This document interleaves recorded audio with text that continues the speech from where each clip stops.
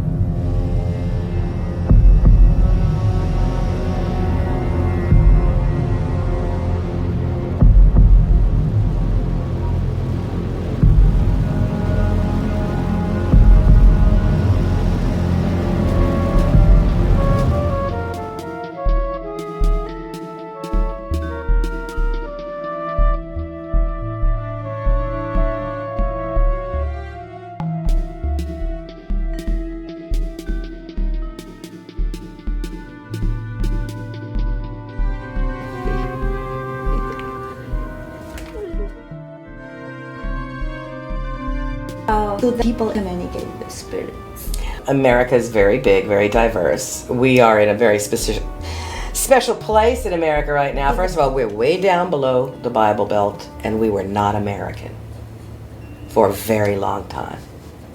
You know, we were European, a displaced European colony, and we're the gateway to the Caribbean as a port town. We've been called the northernmost Caribbean city, and we're in a great geophysical spot, you know, being a swamp and at the mouth of the river and on such great ley lines. All that helped here. So when I speak from here, I don't know if I can speak for all Americans when you ask me that question, though I have all Americans coming to find out about it from me coming here. Voodoo hauntings, the spirits just keep coming and going, and yeah, they want their story told. You know, spirits are our history.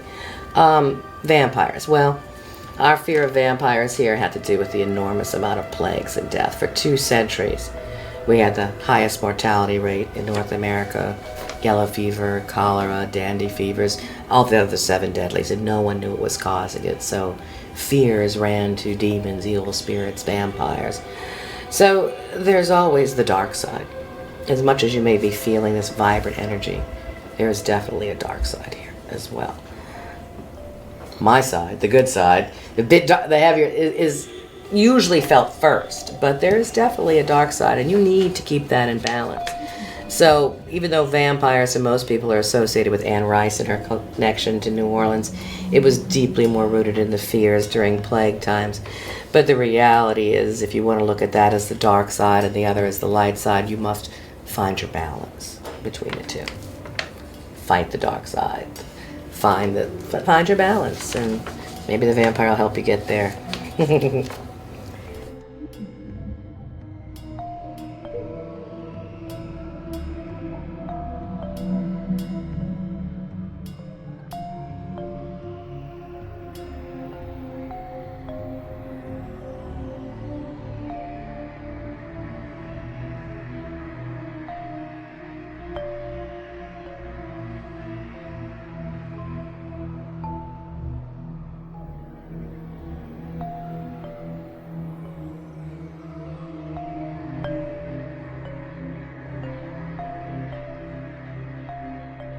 Often in Japanese horror movies, especially the Kwaidan series, the producers call in a Shinto priest to bless the set and protect the actors from potential evil. Well, that's smart that they call them first. Unfortunately, in this country, if they figure it out at all, they call me after the fact. And they have. In fact, you know the American Horror Story that was filmed in New Orleans? They did a season with our most notorious ghost, Madame LaLaurie, who's kind of our own vampire. Somewhere in the middle of the shooting, they figured they needed some help on how to do rituals correctly. So they called us in to do some training, which they should have done before they shot, right? And to bless the set. Everyone in that show had a spirit encounter from what they did. And we went in and we cleared the set, we cleansed it, we talked to the spirits, When you're doing mystical and magical shows, you absolutely should do it before, not after. And I'm surprised they called us in at all. But being in New Orleans, they had enough local people to know, look, dude, you're messing with something that's real. Somebody told them that they should call you.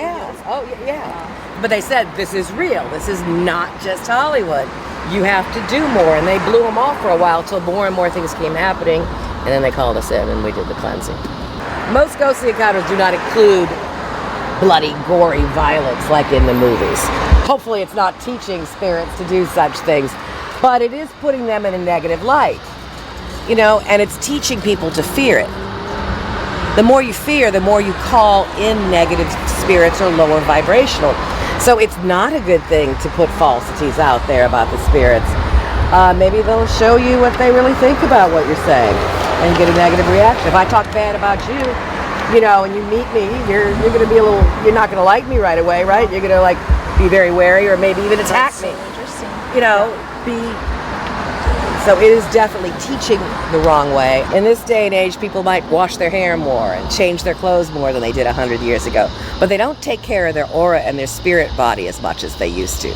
They don't carry their protective amulets. They don't always do their salt baths or cleanse their auras or put protections on their home. There are basic things that you do, and you need to set boundaries in the spirit world just like you have to in the physical world.